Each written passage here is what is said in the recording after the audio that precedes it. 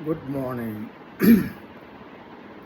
Retired life is the best phase of life to live. कितने सुखी थे हम, कितने दुखी थे हम, इसको यदि हम इवैल्यूएट करें तो शायद लगेगा कि हमारी ज़िंदगी भाग दौड़ में बीत गई और हमने बहुत कुछ करना चाहा लेकिन हम उसको कर नहीं पाए। और रिटायर्ड होने के बाद सबसे बड़ी खुशी इस बात की होती है कि जो हमारी इच्छा थी, जो हम करना चाहते थे, उसके लिए अब हमारे पास समय है। बच्चे बड़े हो गए, अपनी अपनी यात्रा में लगे हैं, उनकी अपनी ज़िंदगी है, उनके अपने अरमान हैं, उनके अपने सपने हैं जिसको पूरे करने में वो लगे हैं, उनकी जिम्मेदारियां हैं। अब उनके बच्चे हो रहे हैं तो उनके प्रति उनके जिम्मेदारियां हैं। हम पेरेंट्स हैं, हमारे प्रति भी उनकी जिम्मेदारियां हैं। सारी जिम्मेदारियों को निभाते हुए वो अपनी ज़िंदगी में आगे बढ़ रहे हैं और हम एज पेरेंट्स उनको उसमें सहयोग देते हैं। और जब हमें आवश्यकता पड़ती है तो वो हमारा ख्याल रखते हैं और जब उनको समय मिलता है तो फिर हमारे पास आके रहते हैं, हमें अपने यहाँ बुलाते हैं, हम उनके यहाँ जाते हैं। लेकिन कहीं भी कोई बाध्यता अब दिखाई नहीं देती ज़िंदगी में जो हमें पहले हुआ करती थी। सबसे प्रमुख चीज़ ये है कि रिटायरमेंट लाइफ को अच्छे से जीने के लिए हमें अपने को शारीरिक और मानसिक रूप से थोड़ा व्यस्त रखना पड़ेगा। जब हम व्यस्त नहीं रखते, अपने पुराने चीज़ों को सोचते रहते हैं तो सोचते सोचते वही चीज़ें हमारे ऊपर हावी हो जाती हैं और हमारे दुख का कारण बन जाती हैं। यदि हम उन चीज़ों को हावी ना होने दें, गतन न सोचामी, जो बीत गया उसकी सोच हम ना करें, जो आने वाला है उसके बारे में हम ना सोचें क्योंकि हमें पता नहीं है उसके बारे में। हम केवल ध्यान दें अपने वर्तमान को, और वर्तमान में सबसे आवश्यक है हमारे लिए कि हमारा मानसिक संतुलन बना रहे और मेंटल एनर्जी बहुत ज़्यादा एक्टिवेटेड रहे। एट द सेम टाइम हम फिजिकली मोबाइल रहें और हमारे जो फिजिकल स्ट्रक्चर हैं जिसको हम अन्नमय कोशा कहते हैं, पंचकोशा सिद्धांत में, और प्राणमय कोशा कहते हैं, वो हमारे शरीर और शरीर के अंदर जो ऊर्जा है, प्राण ऊर्जा, उसको हम बहुत ही ज़्यादा संजो कर रखें।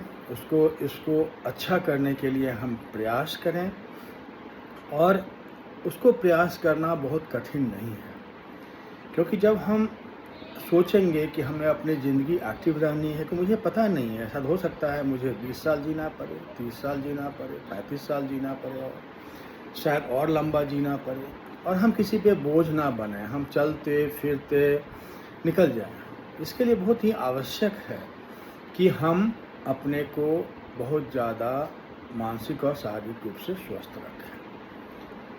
जहाँ तक सवाल उठता है शारीरिक रूप से स्वस्थ रखने का, वो तो हमारी बहुत सारी क्रियाएं हैं। जैसे हम सुबह उठें, सुबह उठ के ग्रैटिट्यूड की भावना से उठें, ईश्वर को धन्यवाद दें, सारी जो हमारे आसपास लोग हैं उनको धन्यवाद दें, प्रकृति को धन्यवाद दें, और जिन लोगों ने हमारे जीवन को यहाँ तक लाने में अपना योगदान दिया है उन सब के प्रति आभार व्यक्त करते हुए और एक अच्छे दिन की सोच को लेते हुए हम उठें। सबसे पहला काम ये है। यदि हम ये करते हैं तो हमारे अंदर एक बहुत ही पॉजिटिव एनर्जी, एक ऊर्जा का संचारण होता है जो हमारे मस्तिष्क को और हमारे शरीर को दोनों को बहुत ही ज़्यादा संतुलित रखने में, बहुत ज़्यादा एनर्जेटिक रखने में, माइंडफुल रहने में हमें बहुत सहायक होता है। सुबह की सैर बहुत ज़रूरी है।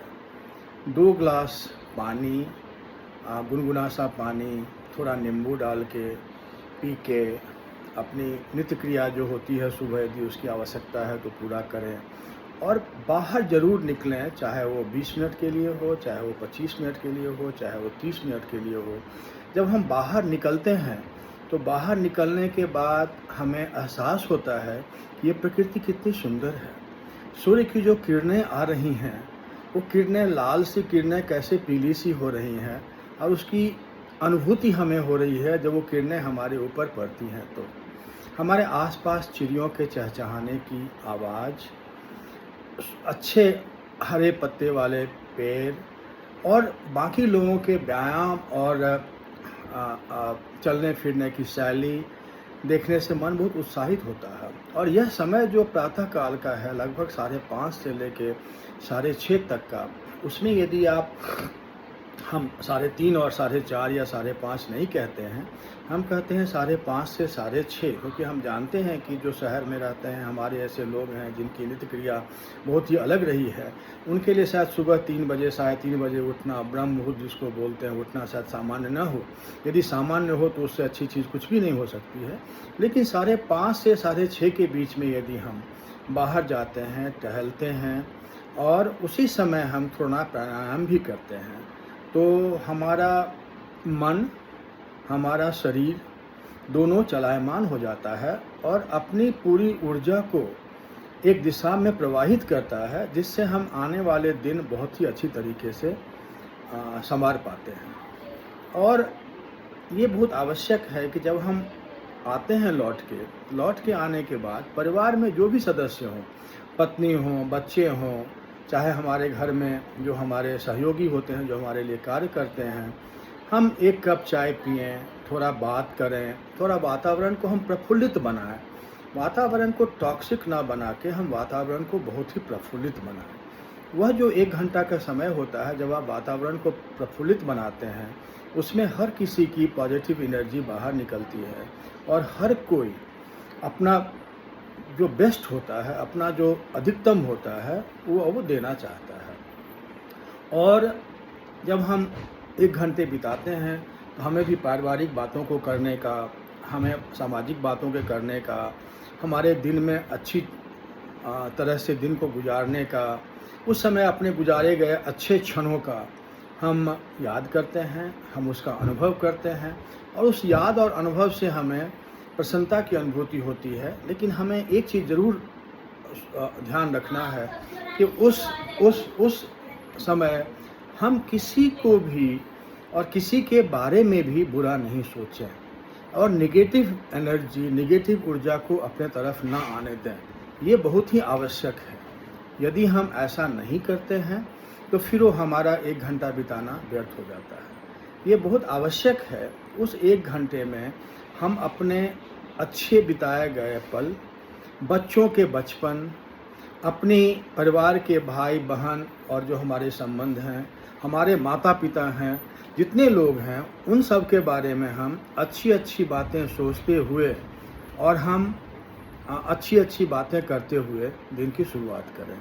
ये शुरुआत दिन की बहुत अच्छी होती है, जिससे हमें पूरे दिन में अच्छे से रहने का, पूरे दिन में अच्छे से समय बिताने का उससे हमें अवसर प्रदान होता है। बहुत आवश्यक है कि अपनी भोजन, हम हमेशा बोलते हैं कि क्या खाएं, क्या पिएं और क्या मस्ती करें, इसको हमेशा ध्यान में रखें। क्योंकि जब हम खाते हैं, पीते हैं और मस्ती करते हैं, उसमें क्या होना चाहिए? हमारे भोजन में संतुलित भोजन होना चाहिए। ये आवश्यक है कि हमारी उम्र बढ़ रही है और बढ़ते हुए उम्र में हमें इस तरह के भोजन करना चाहिए जो हमें प्रोटीन दे, हमारे मसल्स को वृद्धि करें, सुपाच्य हो और भोजन की मात्रा कम होनी चाहिए। साथ साथ भोजन करते समय ग्रैटिट्यूड के साथ भोजन ग्रहण करना चाहिए हमें।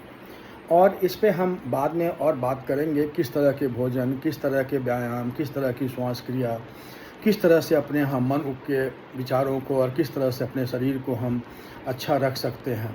विशेष चर्चा इसकी की जाएगी। लेकिन ये आवश्यक है कि भोजन पे ध्यान दिया जाए।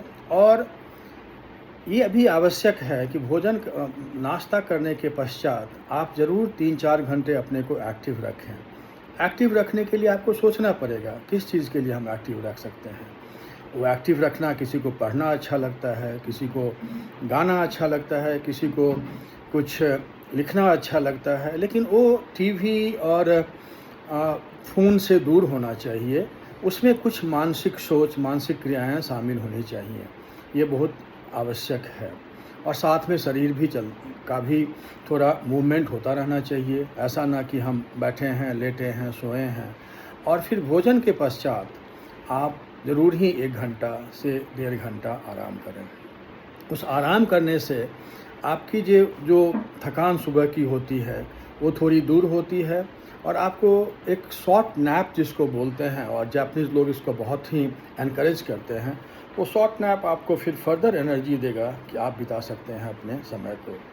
आफ्टरनून का समय एक बहुत अच्छा समय है अध्ययन और सोच के लिए। स्पिरिचुअलिटी हो, चाहे किसी और तरह की पढ़ाई करते हो आप, या आप किसी और तरह के प्रोफेशन में बिजी हो, उस पे अपना समय दें, पढ़ाई करें। और शाम में पुनः कम से कम 15 मिनट के लिए भी ज़रूर बालकनी में बैठें, बाहर जाएं और बाहर के लोगों को देखें। और साथ में शाम का समय फिर परिवार के साथ 1-2 घंटे उस समय टीवी देखें, फ़ोन देखें। लेकिन भोजन करने से 15-20 मिनट पहले आपको विराम देना चाहिए, फ़ोन को विराम देना चाहिए, टेलीविज़न को। जो चीज़ विजुअल है, विजुअल मीडिया जो भी है, उसे विराम देना बहुत ज़रूरी है। और उस विराम देने के बाद आप 15-20 मिनट के पश्चात भोजन करें। और भोजन के बाद बहुत आवश्यक है कि 2 घंटे तक आपको नहीं सोना चाहिए। उस 2 घंटे में आप कुछ अच्छी बातें करें परिवार के साथ, आप कुछ हल्का-फुल्का पढ़ें, कोई किताब पढ़ने की इच्छा हो, किसी चीज़ को पढ़ने की इच्छा हो उसे पढ़ें। और फिर आप भगवान को धन्यवाद देते हुए, अपने सारे जनों को धन्यवाद देते हुए जो आपके जीवन को सार्थक बनाने में सक्षम रहे किसी भी तरीके से, और साथ-साथ अपने परिवार के जो सदस्य हैं उनके प्रति अच्छी भावना रखते हुए और 15-20 मिनट तक शवासन करके जिसको बोलते हैं, जिसमें निद्रा के लिए हम प्रयास करते हैं, वो निद्रा का प्रयास करते हुए और हम फिर सो जाएं। और एक सुबह जो अच्छी हमारी हो उसके लिए हम सोचते हुए और उसके लिए ग्रैटिट्यूड से भरा वही सोच को लेके, और जीवन की मधुरता, संसार की मधुरता, जो भगवान ने हमें जीवन दिया है, भगवान ने इतना अच्छा संसार दिया है, भगवान ने इतने अच्छे लोग दिए हैं, भगवान ने इतने अच्छे कर्म बनाए हैं हमें करने के लिए। इन्हीं सब चीज़ों का ध्यान करते हुए और हम फिर अपना आँख बंद करें और सोएं, इस सोच के साथ कि मेरा पुनर्निर्माण होगा रात में, और सुबह हम बहुत अच्छी ऊर्जा और सकारात्मक सोच के साथ फिर सुबह सोकर उठेंगे।